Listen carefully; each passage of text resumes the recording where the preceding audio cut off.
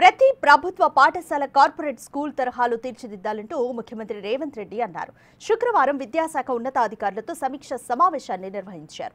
పేద పిల్లలకు మెరుగైన విద్య అందించడమే ప్రభుత్వ లక్ష్యమని స్పష్టం చేశారు.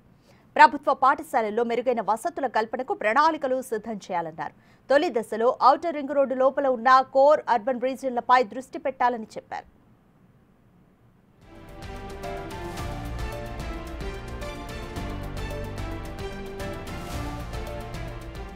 ప్లేగ్రౌండ్, అవసరమైన తరగతి గదులతో పాటు మంచి వాతావరణం ఉండేలా చూడాలని స్పష్టం చేశారు.